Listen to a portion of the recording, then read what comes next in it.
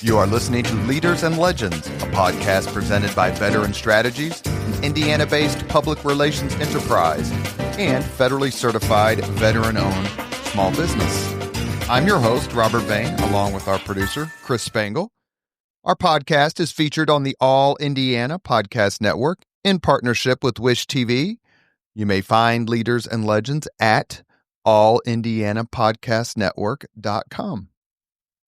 Thinking of starting a podcast or need to host a public meeting? Let Leaders and Legends LLC be your partner as you look for new ways to communicate your message. Please contact us at chris@leadersandlegends.net. As always, all our podcast interviews are dedicated to the legacy and generosity of P.E. McAllister. Today, our guest is John Farrell. He has written several books. He has won multiple prizes. Some of the books have detailed the lives of Richard Nixon, who is the favorite president of the Leaders and Legends podcast. Sorry, Mr. Farrell. Tip O'Neill, Clarence Darrow. Actually, I just yesterday recorded an interview with Edward Larson. Ah, good man. Yeah, he's terrific. It was about his book about 1776.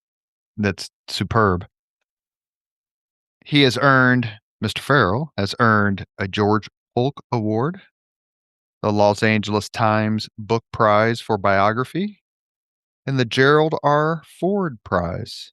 What did you think of Rumsfeld's book on Gerald Ford? Did you read that? I did not, but I have very strong feelings about Jerry Ford. I think he was probably a great illustration of the American system at its best. He seems like he would have been a fun guy to know, for sure. Yeah, I mean, certainly not too serious that he couldn't put his feet up on the desk and enjoy a round of golf at out in Vail, but just a very good human being. Did Chevy Chase help him or hurt him? Probably helped him. Mr. Farrell has also been awarded the White House Correspondents Association honors for his coverage of the presidency. Reminds me of another guest I've had on a couple of times, actually, and that's Kate Anderson Brower. It was quite an impressive list of folks who come out there virtually to Indianapolis. Mr. Farrell, I can tell you this. I'm very, very lucky. You shoot your shot with some of these people. And, in your case, I sought you out because I wanted to read this book and talk to you about it. And I knew that Evan Thomas had such a high opinion of your book on Nixon. I did a favor for an organization, a podcast, and they asked what I wanted in return. And I assumed that they were going to discuss money, but no, the leader of their organization co-chairman is Leon Panetta. And I said, I just want an hour of his time. And Mr. Panetta came on and he was hysterical. Terrific guest. But we are discussing Ted Kennedy, A Life. Is this an authorized biography, like officially, or is it just more your own work and drive? No, it's not authorized. And I had various levels of cooperation.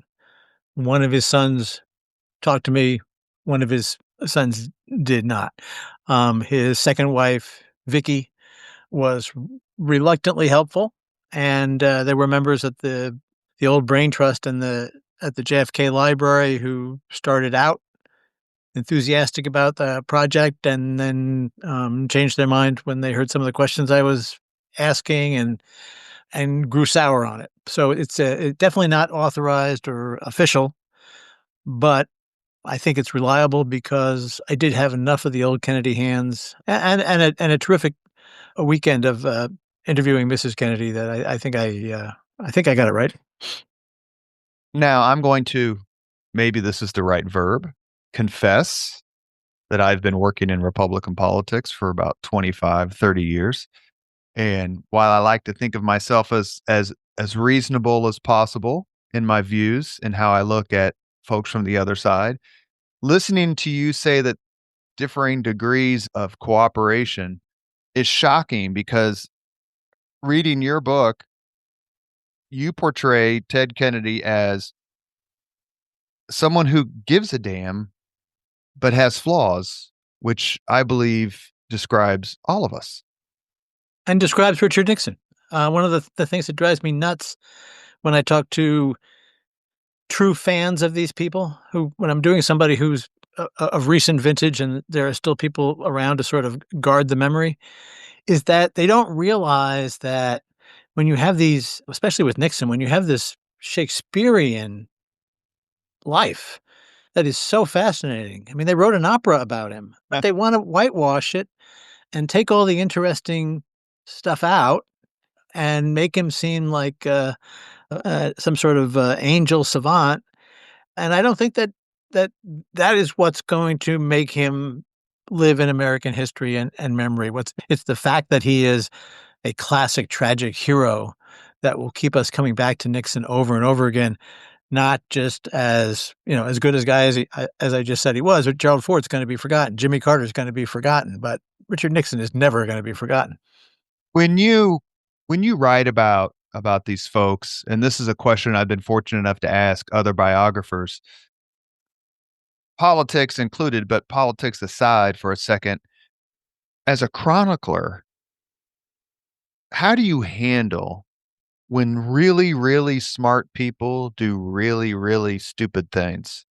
Like when you read about Watergate, right? When you read about it, whether it's a biography of Nixon or it's just a book about Watergate or that sort of thing, and you know that it's coming, and you just in your mind think to yourself or say out loud, what in the hell? How could this possibly have happened? What these people are, I mean, Nixon's ridiculously intelligent. And the list goes on and on, right? It's not just him. It's reading about Vietnam and Lyndon Johnson, which I've been fortunate enough to have several podcasts with Brian Vandemark about Lyndon Johnson. Ted Kennedy, maybe not as smart as his brothers, who knows, but certainly savvy political. But he does these things, and you, as a kind of a chronicler, you know it's coming, and you're like, I can't frickin' believe I gotta have to write about this, but it I know. happened. I know. There are times when I just wanted to reach into the pages of the book and grab Richard Nixon by his lapels and say, you don't have to do this. You're better than this. Forget it. You're a good guy at heart. Don't be so insecure. Don't be so paranoid. Don't be so mean. Don't listen to the image of your father. Listen to the good image of your mother, the Quaker Mother. dead. And the same thing with Ted Kennedy. I think we live in a very celebrity-minded culture, and that tends to make people either angels or devils. And in my experience, certainly in the people that I've chronicled, they're in between. It's a complicated story. It's a complex story. They're human beings, just like you have a cousin or an uncle somewhere that you just absolutely love, and yet they've done some boneheaded move that just makes you shake your head. And I tell you what, all of us, if we're honest, looking in the mirror in the morning, Mhm. are that person as well. When you write about a figure, you've written about Tip O'Neill. He's kind of sui generis within his own world. Nixon, you don't really care what Donald Nixon's up to, even though Donald Nixon cared about what Donald Nixon was up to. If you write about one of the Kennedys, aren't you kind of writing about all of them in some degree? Oh, absolutely. That family was very tight. I began the book with saying this is all about family. I went in, interestingly, I went in, with the three brothers sort of ranked in my level of affection and regard. And JFK at the time was at the bottom. And by the time I was finished the research on the book, JFK had risen to the top. And in fact, in my estimation, had risen in my rankings of American presidents. I couldn't understand why this guy whose presidency was cut so short um, was treated so well by historians until I read and read and read about that family and read about him.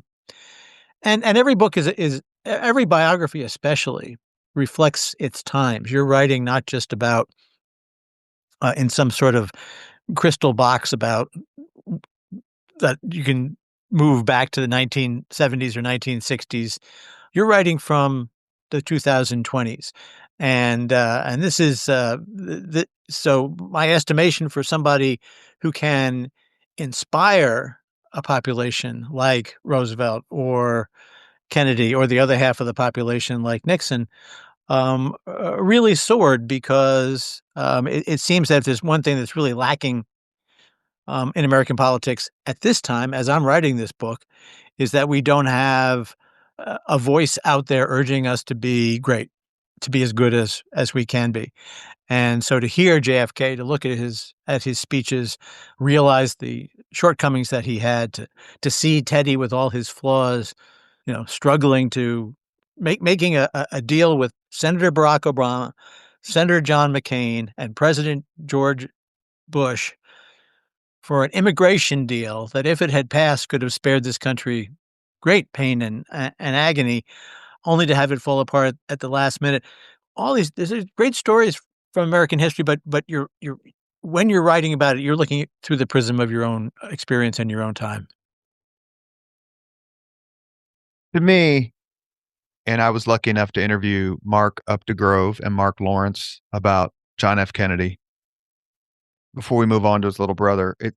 Kennedy to me seems like he fits the classic description of a clutch hitter or a clutch shooter. He's Larry Bird, or he's, Lou Gehrig, or whoever you want to use, Ted Williams. John F. Kennedy got the big things right. And in my view, great man, great woman, or whatever, if you get the big things right, you're going to secure your place in history. And if you don't, you may secure your place in history, but it's going to be in the basement. The biggest example of that, I think, was Lyndon Johnson, who got the one big thing wrong. Is that something that enamored you? You said your opinion of John F. Kennedy grew. Is it because it's like, man, when this dude had to make the shot, he made the shot? Yeah, he definitely was a spectacular political talent, and I really wish we had had him for longer than just those 3 years. But I don't. There's something about the American system. I don't want to sound like Pollyanna, but that even our bad guys like Nixon, the system does not propel true demons to the Oval Office.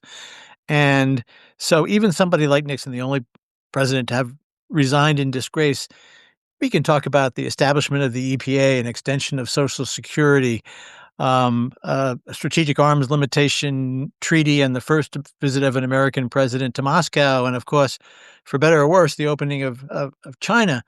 And you have to balance that, I think, with the fact that every time something went wrong, his solution was to bomb the poor Cambodians, um, which is really almost an act of definable evil. But we seem to, I mean, somebody once said that, I think it was Norman Mailer, said sort of like America is sort of like a drunk stumbling down the street, and every once in a while grabs onto a lamppost and shakes his head and gets itself straight again and manages to walk a little bit further before he has to clutch onto the next lamppost. Sometimes I think that's how we are. But, Clarence Darrow, I think, the great defense lawyer, had a very humanistic view of human nature that really influenced me when I was working on that book.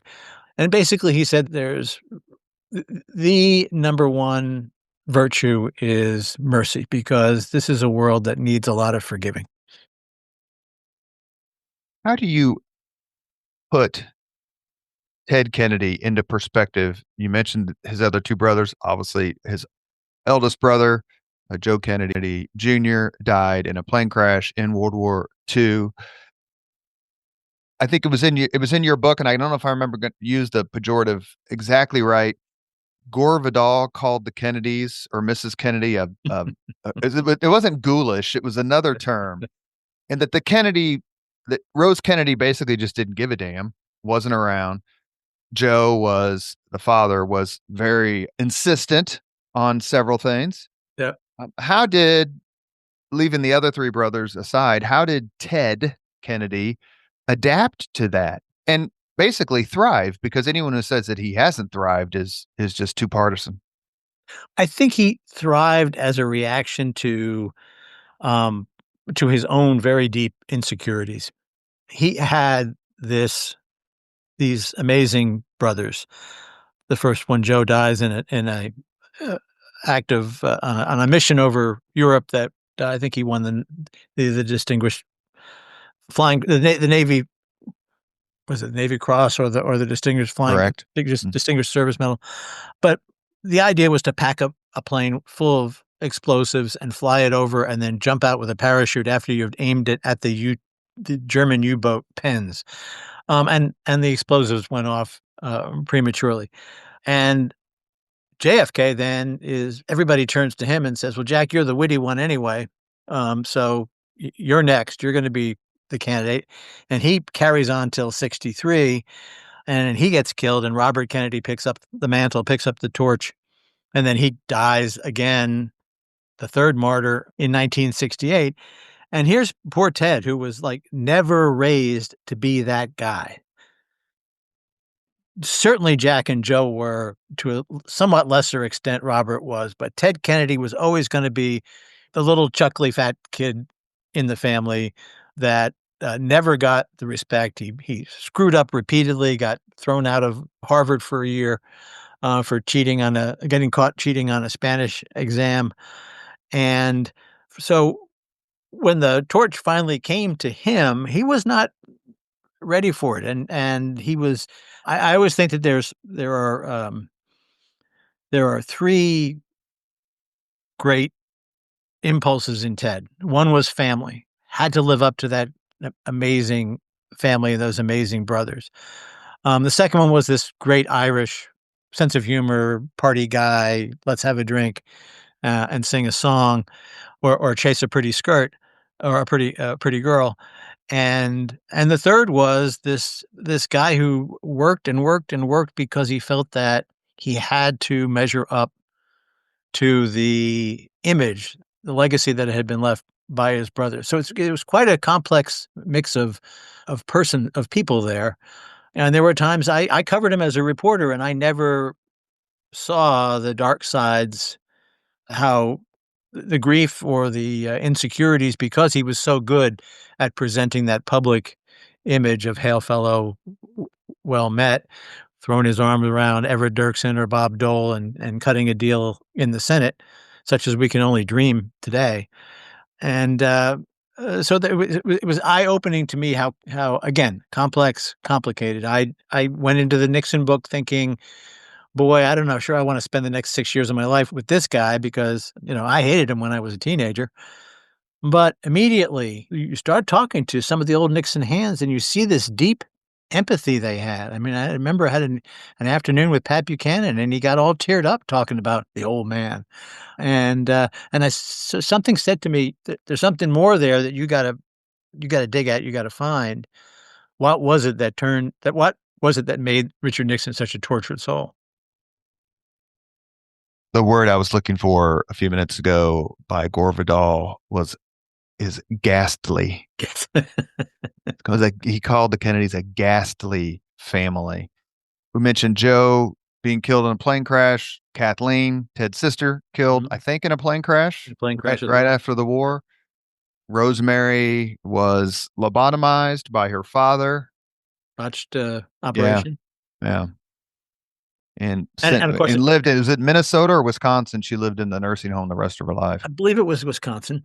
So before you even get to November 22nd, 1963, the tragedies are there. Not to mention John F. Kennedy's heroism in World War II, in my view, is underplayed. Well, Robert, let me ask you this. Say that you or I or any of our listeners had been in a small plane that went down and crashed, and our back was broken, and we had to be put into a rack and held immobile for 6 months because the doctor said this is the only chance you're going to get to walk again, and it may not work. And then after that, you had to learn to walk all over again, but your body was severely injured and you were in pain for the rest of your days. That would be the defining moment of our lives. That would be all we talked about with people. That would be all we think about all the time. And that happened to Ted Kennedy, and it was almost parenthetical because of all the other stuff that was going on in Ted Kennedy's life. And we were fortunate enough on the Leaders and Legends podcast. Not only did we interviewed Evan Bayh, but we also did a special podcast commemorating the life of Birch Bayh with 3 people who used to work for him. A very And underappreciated U.S. senator. Too we bad these love him guys. here. Too That's bad all these I can guys tell get you. forgotten. Yeah. We love him here in Indiana. It's hard to talk about Richard Lugar without talking about Birch Yeah. Bayh Do you and, know how and vice close versa. Bai came to passing a constitutional amendment to reform the Electoral College? Super. Yeah. And the reason we bring up Birch Bayh is he's the one who saved Ted Kennedy, Pulled him from the wreckage. Yeah. pulled him from the wreckage. And Bayh had not been senator for very long, as I recall. It just happened. Bayh was Yeah. elected in 62. Was this happened in 64 or when? 65. Yeah. 65. Yeah. The Democrats of the 1930s, 40s, and 50s are different than the Democrats of today, as the Republicans are different. How did Ted Kennedy's political philosophy how was it shaped? How did he grow into being what he was referred to many times as the last liberal lion? I think two things. First of all, his father just decided to throw in with Franklin Roosevelt, and so they became Roosevelt Democrats and New Dealers from the start. But I think that you can't. It's very interesting now that in many ways America and American politics is so dominated by discussion of identity. What's the color of your skin? What kind of accent did you have? Where did you come from? And yet, this the role of Irish Americans has sort of um, faded as the success that the Kennedys and the Moynahans and others had made it clear to everybody that the Irish were bubbling away in the melting pot, and the Catholic prejudice was gone. And it's kind of hard for us to relate these days to what it was like for Catholics in the early part of the 20th century when Joe Kennedy was making his mark, and even later when John Kennedy was running for president. It turned out that it was a modest factor in the 60 election, but not the great killing factor that everybody thought because the Irish had assimilated so well. But this idea of the Irish underdog just runs through the family. And somebody once confronted Robert Kennedy about it and said, "Come on, look at you. I mean, you guys had the best New York City orthodontist. You went out to Manhattan restaurants. You went to Harvard. How can you think you're an underdog?" And Robert Kennedy said, "Yeah, it's true that we never met it ourselves, but it's also unavoidably true that within the family, it was a legacy. It was something that was handed down."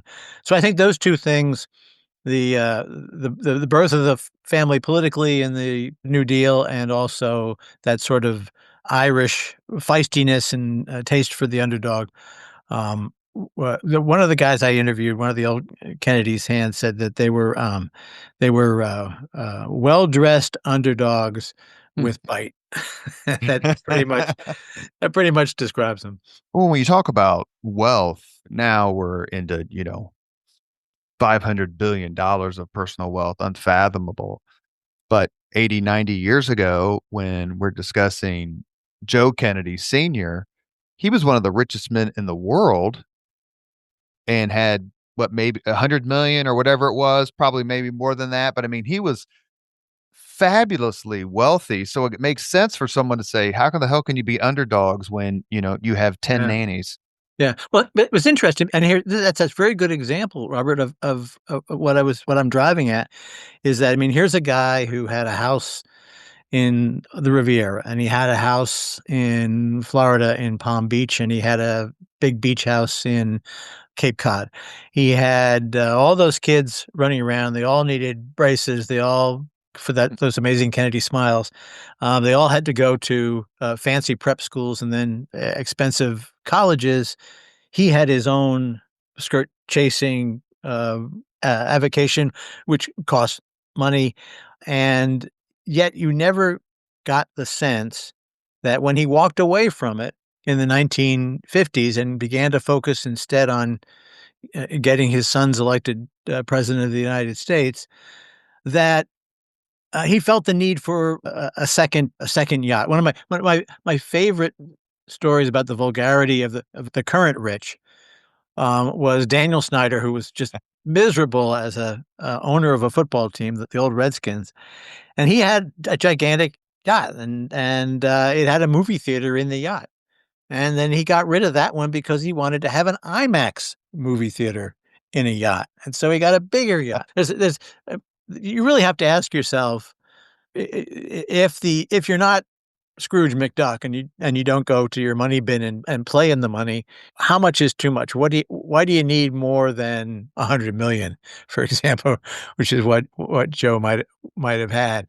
And to his credit, he turned his goal in life from making more money to safe real estate investments and promoting the family in politics. And along with the family, they were promoting a liberalism, a hard-headed liberalism because they were his sons, but a liberalism that did a lot of good things for a lot of people.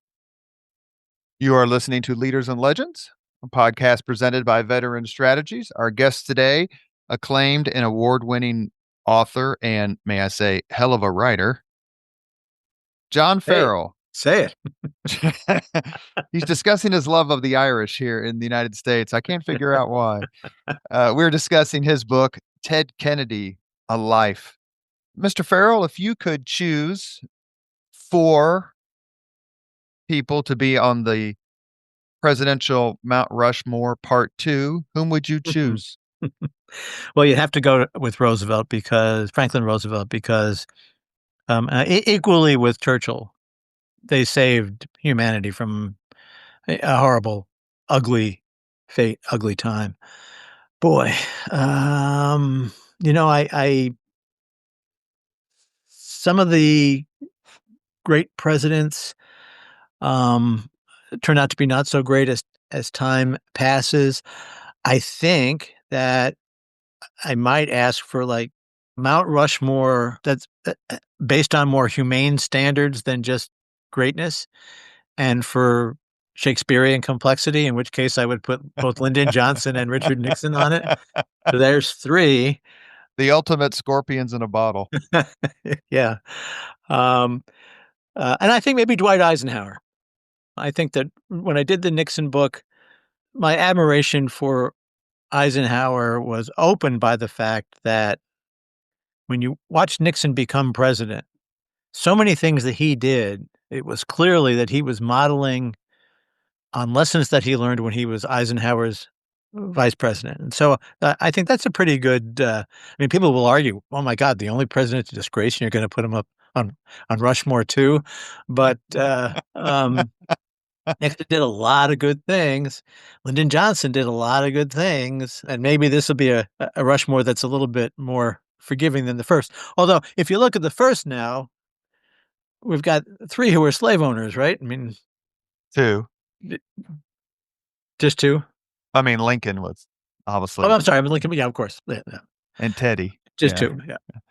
Did you talked about Ted Kennedy? Mentioned he's the youngest kid. His three siblings die, including his eldest brother, who was going to, be the next generation to take over, be president or whatever. And in reading your book, sometimes I felt, did Ted Kennedy mess up because he messed up or create a problem or whatever the transgression? Or did he just sort of create the environment in which he messed up? In other words, I'm the screw up of the family. So I'm going to screw up all the time. So guess what? I'm going to screw up all the time. And he seems like he put himself in those positions where he could have backed out and said, I'm not going to be the screw up this time. I'm not going to be what they say or what I say about myself. Yeah, he was a very good senator before he ran for president, but you could argue that he was a great senator after he gave up his presidential ambitions. And you can also make the argument, which I don't specifically make, but I sort of dance around a little bit in the book because I guess as his biographer, I'm supposed to get inside his head, but I think I say this fairly inaccurately.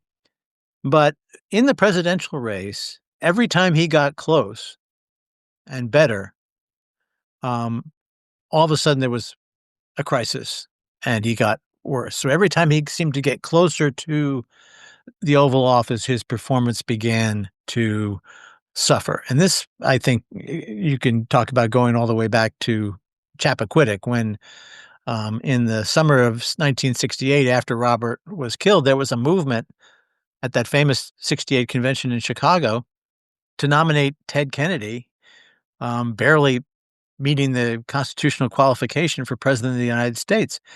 And he immediately was spotlit by the national media. What's Teddy doing? What's Teddy doing? And growing up in that family, you can't turn off the ambition. The ambition is there, but also there's just this feeling that he's being immediately promoted to the status of Joe and Jack and Robert, to the status of the three martyrs. He's insecure to begin with. He doesn't believe he's in that class at all of his brothers, and that there's a part of him that is afraid of success, afraid of becoming president. Not afraid that I'm going to walk into the presidency and screw up, but I'm going to do something really stupid. But just I'm not as good as those guys. I'm walking in their shadow. Can I stay in their shadow? Do I have to be running against their memories all the time? You can't win that one. Well, I'm going to ask you about 1980 because one of the best books I've ever read is Camelot's End, the book by John Ward about that campaign in 1980. I'd love to finagle him on the podcast because I was born in 67, so I can remember 76. I remember Watergate Mhm. summer as I go back, but 1980 is the first presidential campaign that I can remember without hesitation and great recall. You mentioned following in his brother's footsteps because I want to go on to more of Ted Kennedy's career. Did he handle the death, the murders of his brothers differently? Because Bobby's closer to age. He worked with Bobby in the Senate. Was his reaction paralleled or was it a little bit divergent based on the man? I think that definitely losing Joe in battle was tough on all of them because he had been a golden boy, but that was a huge time span between Joe and I mean 20 years between Joe and Teddy. Jack had been a little bit closer to him and had involved him in the presidential campaign in 1960 and joked with him and competed with him chasing girls. And all of them were just, as the rest of us were just completely shocked by how Lee Harvey Oswald just changed the entire direction of the country. And to them, it was a very personal thing. As much as the rest of us might have had dreams and excitement about the new frontier, to them it was Jack's new frontier. So that was a huge loss. And part of the reason that Robert Kennedy didn't get along with Lyndon Johnson, and part of the reason that he ran against Lyndon Johnson and ran for the presidency. By that time, Ted was extraordinarily worried about Robert, that this would happen again. So there was a sense of dread for a year before Robert Kennedy was shot by Ted Kennedy that they were going to end up at this spot. Um, and it totally devastated him in part because now all of a sudden the torch had been thrust into his hands. He felt he wasn't ready for it. He felt he wasn't good enough for it. And he had really loved, just as he loved having Dashing Jack as the president of the United States and kidding him at uh, family dinners. He really came to love Robert when they were the two bruised and wounded Kennedys in the Senate. Didn't want him to run, tried to talk him out of it. When he decided to run, did a masterful job in the Indiana primary. And what's his name? Ray Boom Boomhauer? Yeah, Ray Boomhauer. We Yeah. actually, to be, God, I'm such a horrible self promoter. I might as well put gold in my office here. One of the very first podcasts I did was with Mike Riley. Ah, great guy. Yeah. Mike Riley, he was dying of cancer when I Yep. talked to him, but a mutual friend and his family wanted to get his recollections of 1968, that campaign, Yep. into the record. And Mike, rest in peace, he came on the podcast and he was absolutely wonderful. Of Yeah. all the things, and when I was reading your book, it made me smile. Yeah. The Well, I look think on that his face when he talked about how much money the Kennedys had. just briefcases and suitcases full of money. Then they left Indianapolis and didn't pay any of their freaking bills. Ted Kennedy had Um, to pay all the bills. yeah. Ray raises a great book for Hoosiers. Ray Boomhauer's absolutely. He's been a guest on the podcast. He's a Yeah, wonderful man. Very, very yeah. bright. I rely on it. And of course, I think, you can argue that the greatest single moment certainly the greatest speech given by an American political candidate in 1968 took place in Indianapolis as well, with Robert Kennedy speaking impromptu, unrehearsed, on the back of a flatbed truck on the night that Martin Luther King was killed. And it was an astonishing moment. I used to live 100 yards Is that from right? where that speech took place. It's interesting that the person they had to deal with here in Indianapolis who told them don't do it, was Mayor Richard Lugar. You've talked a little bit about Senator Kennedy's foibles, and we'll Yeah, talk about that a little bit more. May I ask another question about sure, that of course. line? Did he have a foible that Joe Sr. and John Fitzgerald and Robert Francis Kennedy didn't have? Yeah, and not only did he have it, but I think they all identified it. They figured it. They all thought that he was not up for the job. And I don't know how much of this was sort of confirmed by the Harvard cheating episode or not, but there was a famous remark by Joe Sr. saying that, Jack slips on a banana, falls to the ground, and everybody says, "Oh, how gracefully he landed." And he gets away with almost everything. But Teddy, you're just not that smart. So you can't do this kind of stuff because you're not going to get away with it. And inevitably you have to talk about Chappaquiddick, and it was absolutely a despicable act and a highly revealing character flaw that he walked away from that car in the first few hours, and was paralyzed by fear and indecision. I don't think that there was. I mean, people have said that, oh, the cool Kennedy machine took over, and immediately he started thinking about his political ambitions and how he was going to wiggle out of this one. I don't get that at all. What I get is an incredibly frightened, panicked, crumbling man, in that everything bad that everybody had ever said about you, including the folks in your family that you love the most, was now coming true. You had done the worst possible thing. You were the family screw up. You've now proven it, and indeed, this young, vivacious woman died because you had too many drinks and went driving off a bridge.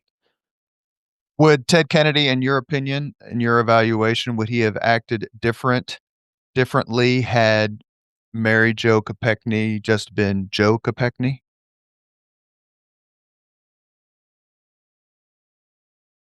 That's a that's a really good question I hadn't thought of. Definitely the fact that she was one of Robert's staffers, that she was a woman, that she was younger, that his wife wasn't there that weekend, although she was at home, tending to a pregnancy. All those different things makes me wonder whether or not the fear and the shame were greater because, I mean, I don't think that anybody doubts that they were off to some sort of romantic assignation.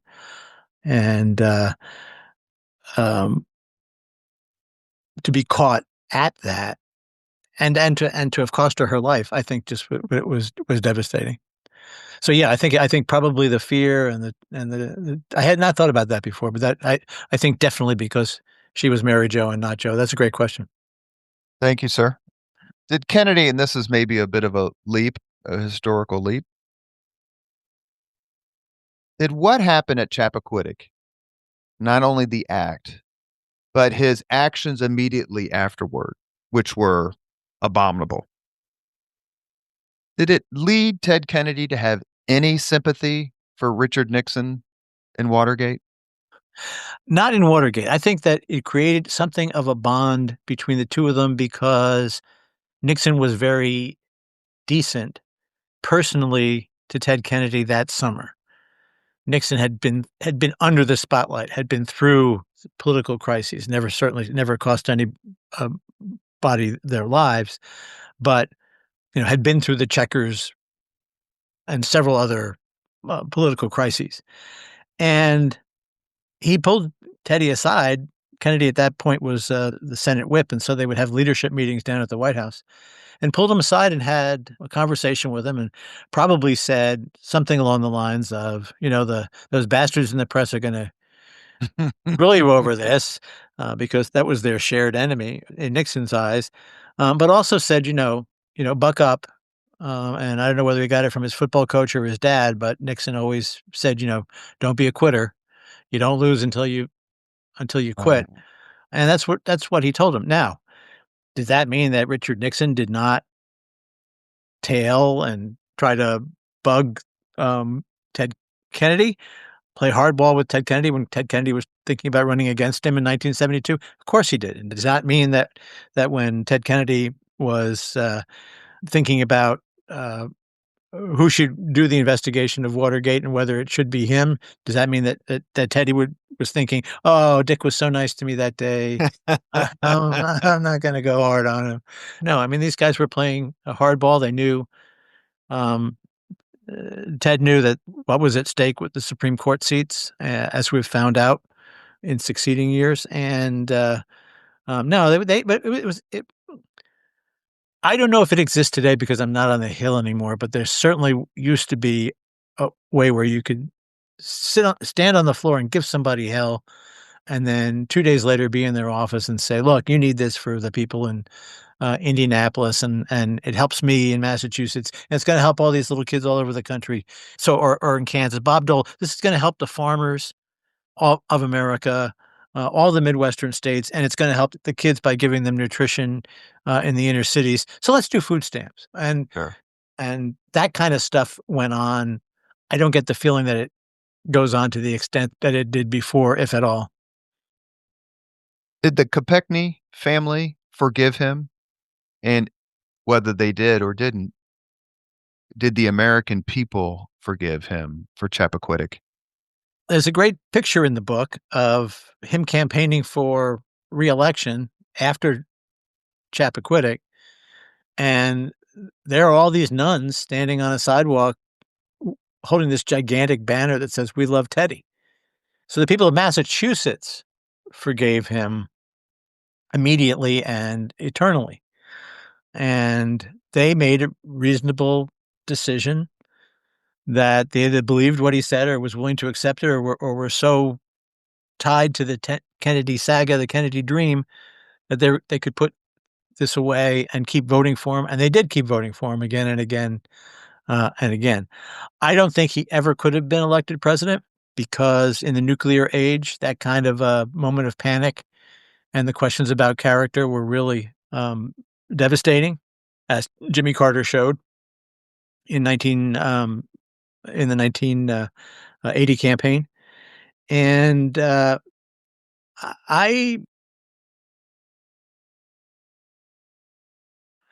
I think one of the great things about Donald Trump is that Donald Trump has stripped away a lot of the false pieties in American politics.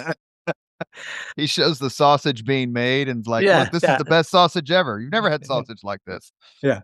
So that we don't have these sort of you know and I don't want to say phony standards because their moral goodness is a value. It's the right thing to do, but I think he has shown the hypocrisy of Human of nature. folks of human nature, and also the ability of vast amounts of American people on the right to forgive the way that vast amounts of people on the left had already forgiven Ted Kennedy or Bill Clinton. Couldn't have said it better on that point. The path for Trump's acceptance by the right, whether it's the Jerry Falwell right or the Barry Goldwater right, that foundation was laid by Ted Kennedy and Bill Clinton. Yeah, You can absolutely. I you can mean, do great things and still be a scoundrel. yeah, Uh, and it showed, as looking back now in particular, that liberal interest groups were willing to forgive anything for the power to push their agenda. And so there's Clinton, I think, was much more deft at dancing around the pieties, and Trump just takes them on and knocks them over. And I think there's a danger there. Some of the norms that we old political reporters thought were inviolable turned out to be quite fragile.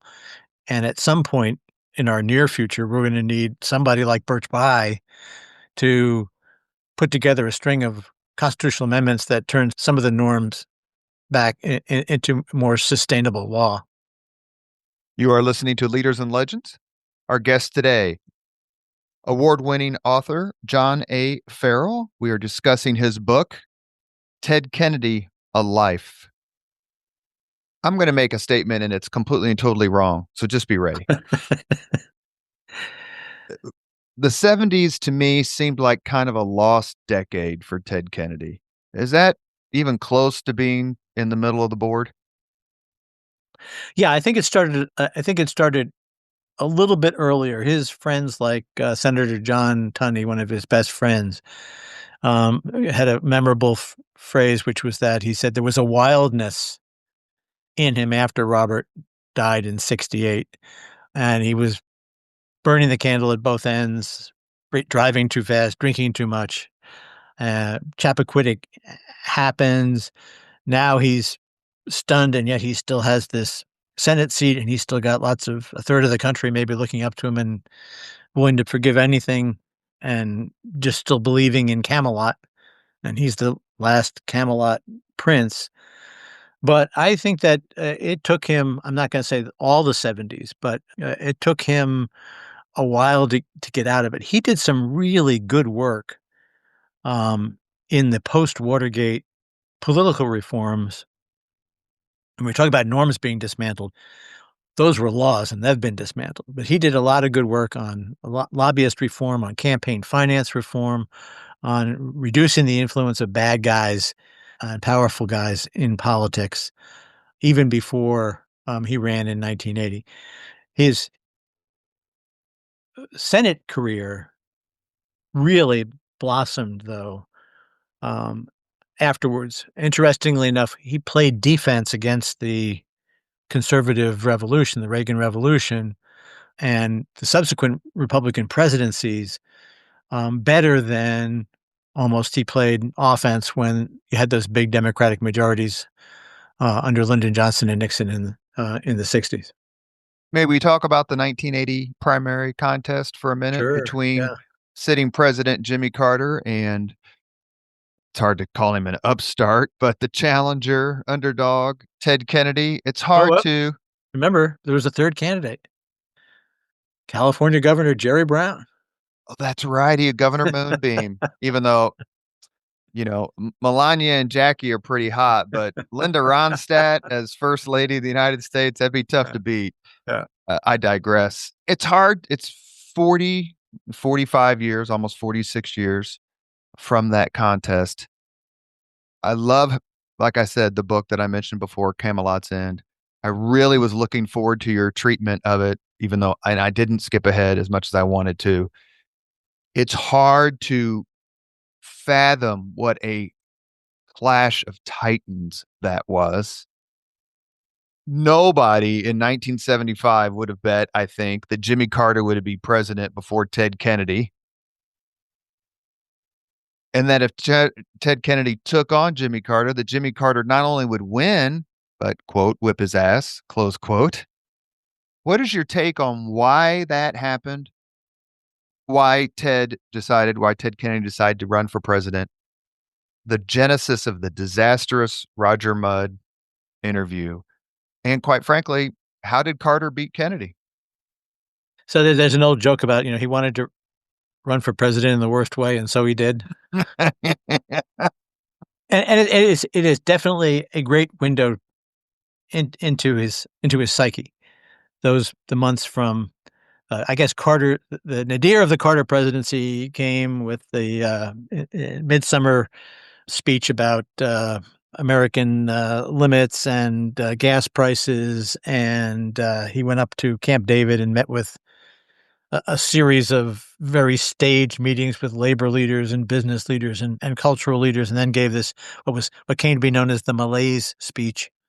sort of blaming the problems of the country on the people. And so Teddy personally didn't like that. He didn't like a president telling the American people it was their fault. That was against everything he had learned in his family. And It's a long travel from bear any burden to put yeah, on a sweater. yeah. Um, and the Democratic senators were coming to him and saying, "Look, we're cratering in the polls, and we're going to lose seats. So you got to run. You got to run. You got to run. Look at these polls. Look at these polls." And they were all sort of flimsy, shabby media polls. They weren't the work of a true pro like Pat Caddell or Richard Worthland, who was Reagan's pollster and really knew what was going on in the country. Teddy didn't have a pollster until like December. He didn't believe in polls. He never really needed one in Massachusetts. Mm. He didn't have a message. He was sort of, if you read his speeches throughout that fall, they're awful. They go back and forth between him trying to be like a neoliberal, and then finally he settles up being, running to almost to Carter's right. To finally, he ends up taking Carter on from the left. Um, and he doesn't want to declare prematurely. So Roger Mudd calls up, CBS calls up and says, "Well, we're going to do this special on the last Kennedy brother. Can we have some time?" And it's worked through the staff, and they say yes. But somehow they get the idea that this is going to be a cream puff talk about Camelot all for an hour. And Mudd comes in as um, a good, solid reporter with tough questions. You're running for president. So what is the state of your marriage? Things that he should have been, prepared for. And then the killer, this evil, nasty, question. Why do you want to be president? And Ted Kennedy was totally unprepared for it. And he sort of garbled his way through some stuff about, well, the country has a lot of wonderful resources and we have bigger potential. And but it was truly a disaster, and led some people immediately to say he did that on purpose. Psychologically, he doesn't want it. And that was an act of self-sabotage. And that's where that sort of what we talked about earlier in the interview, that sort of that thinking began. And every time he got good in that campaign, something happened and he got bad. And every time he got bad, he was relaxed. It didn't look like he was going to win, and he performed quite ably. And then the Ayatollah gets the students to take over the American embassy in Iran, and from that point on, it's over. Carter was too smart. Hamilton Jordan was too smart to his chief of staff and political advisor was too smart to let something like that go, and so they played it for all it's worth. When it finally ran out in the spring, Kennedy all of a sudden bounced back and starts winning primaries, but just it's too late by that time. And Carter has milked it so much that he's running against Reagan, who's promising to restore American dignity and energy and enthusiasm, and it won't work anymore. And so Carter has a bad record, an unappealing personality, and his ace in the hole, which was the Iran crisis, is no longer clicking for him. And Reagan outperforms him and overperforms what the political press thought of Reagan, and wins quite tidily. 489 to 49 in 1980, and then does even better 4 years later against Mr. Mondale. Did Now there's I'm sorry, there's somebody for that second Rushmore. Walter Mondale? No, no, Ronald Reagan? yeah, yeah, I would most definitely. I would heartily agree. Did President Jimmy Carter and Senator Ted Kennedy, I'm going to use the word reconcile, because they never really liked each other all that much, even though Kennedy tried to be there, especially at the beginning, and help him in the Senate as best he could. Did they ever shake hands and make up? No, and they shouldn't have. I mean, this was when you beat the other guy's brains out for 9 months and you do every political trick that you can to tear down that guy's dream. You don't put it back together again. The enmity, one of my famous stories, I think it's in the book. What was the name of the title of the book? John Camelot's End.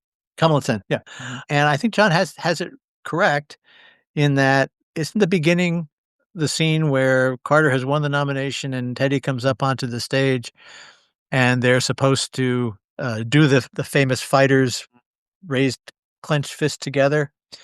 And so Like like they, Nixon awkwardly did with Eisenhower. yeah.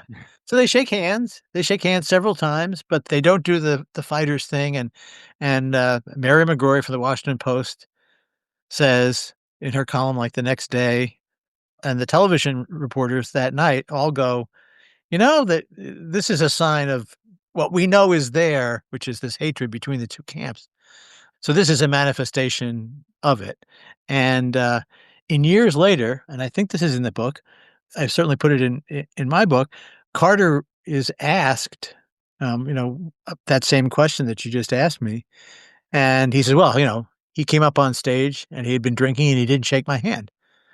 And people said, "It's on tape. He shook your hand 6 times. He didn't do this thing." No, no, no, no. He didn't. He would not even shake my hand. And so that, to me, Carter, I always thought was more of a performer than he was given credit for. He was a steely-eyed little Southern bastard um, that could put on this sort of pious, you know, I won't lie to you shtick very well. And he wasn't about to forget something like that to the point that he would deny reality. You could show him the clip of the shaking of hands. I didn't happen. You detail in your book how Ted Kennedy managed to have successes. Ronald Reagan, George Bush, H.W., George W. Very, not on everything, but on some things, learned to work with the other side, became, as was famous at the time, very close friends with Orrin Hatch from Utah. Yep. I mean, a definite odd couple. I want to ask specifically about one other thing in the time we have remaining. Bork. Now I'm biased, which I admit. To me, the genesis of much of the current state of politics goes back to Bork. Some people say it's Newt Gingrich. Some people say it's Abe Fortas. I mean, there's a whole Yeah. list of folks. I think I in the book put it dated back to Fortas and Nixon, but That's go ahead. right. Yeah. That's right. But Kennedy's the spearhead of the defeat of Robert Bork. Why was that so important to Ted Kennedy? And did that help him regain a bit of luster among his perhaps erstwhile supporters or people who had gone lukewarm on him? I think the important thing about it for Ted Kennedy was that it showed that he had a role that was different from the other Democratic senators. That if he came out guns blazing, everything stopped. That there still was enough of this Camelot mystique running through the country that when Ted Kennedy took the floor and smashed his fist down on the podium and said those awful things about Bork, it froze the nomination. And it's interesting that many people, several, I shouldn't say many, some people have said to me that that whole speech was directed at the chairman of the Judiciary Committee, Joe Biden, because Joe Biden had cold feet about stopping and fighting Bob Bork. And Ted Kennedy was going to show him that, okay, you can go down that path, but you're going to lose the liberal wing of the party because I'm going to be here fighting Bork. But at the same time, Ted Kennedy and Orrin Hatch were putting together the American government's response to the AIDS epidemic. This Mormon bishop from Utah and this bad boy from Massachusetts were playing politics at the highest level at the same time that this was going on and outfoxing the far religious right as led by Jesse Helms. So as it's hard to wrap your head around it. I think it's one of Donald Trump's great tragedies is that he has the opportunity to do this. he has the opportunity to call in the Democrats and pass a national health care plan and turn the Republicans into a truly working class party.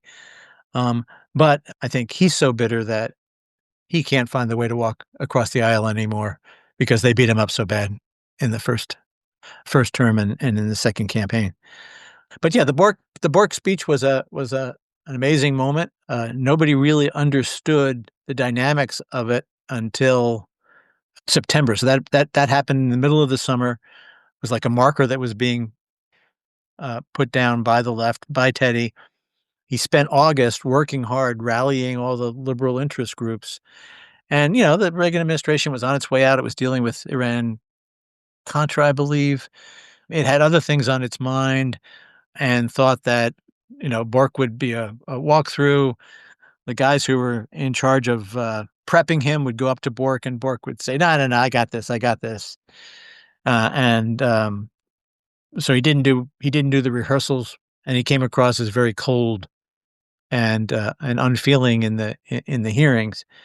And I came down in the end on the notion that it wasn't. I mean, Ted Kennedy didn't kill the Bork nomination. Bob Bork did by his performance in the hearings.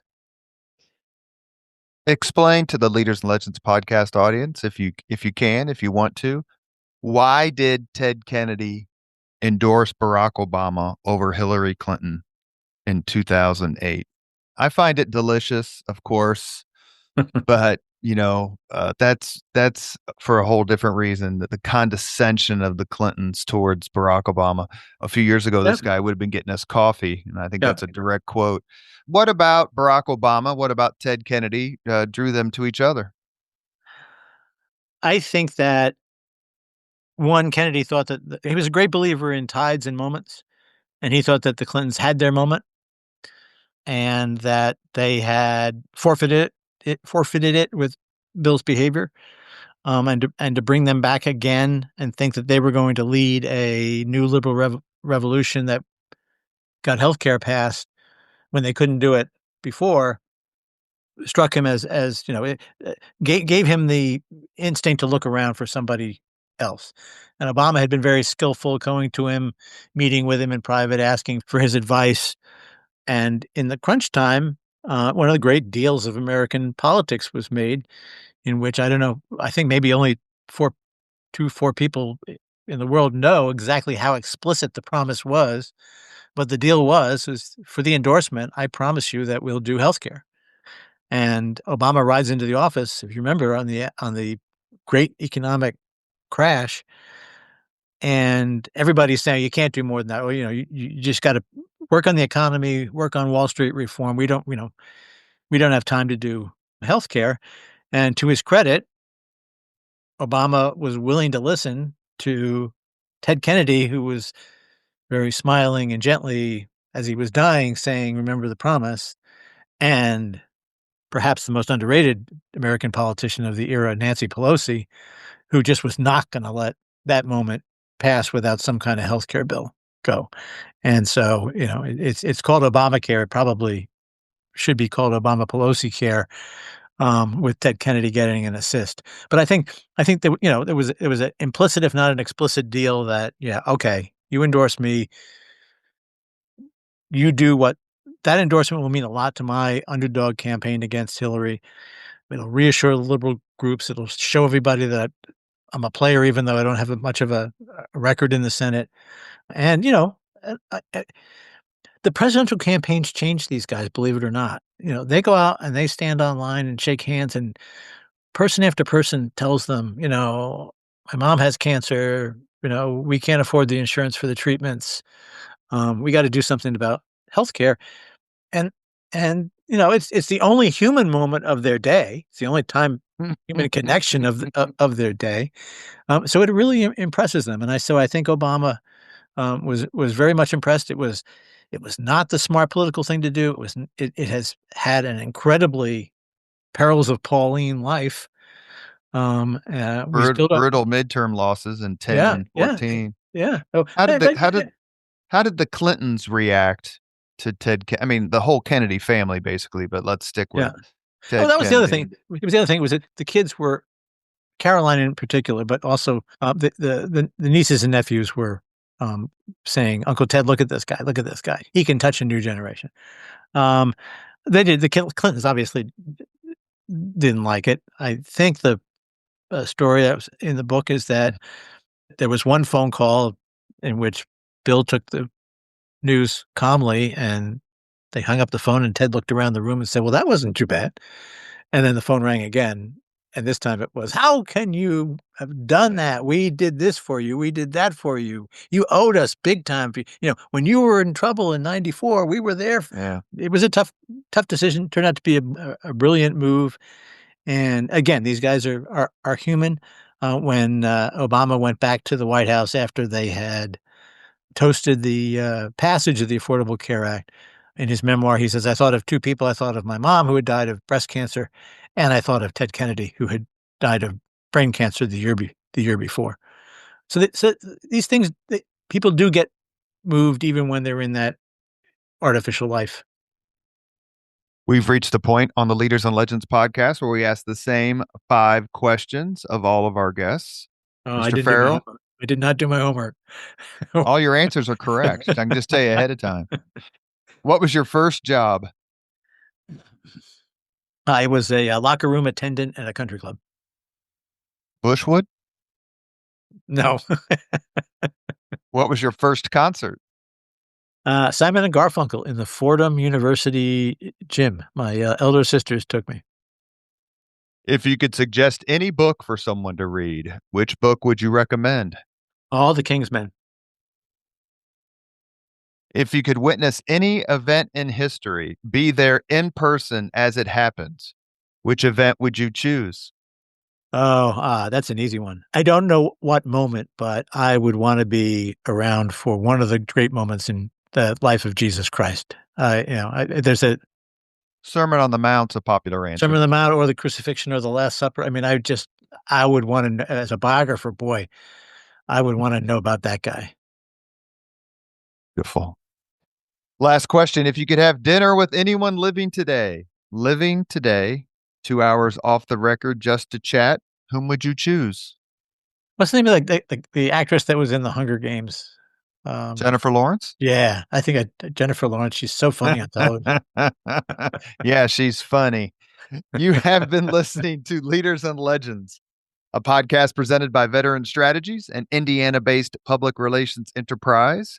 We are also a federally certified, veteran-owned small business. As always, all our podcast interviews are dedicated to the legacy and generosity of P.E. McAllister.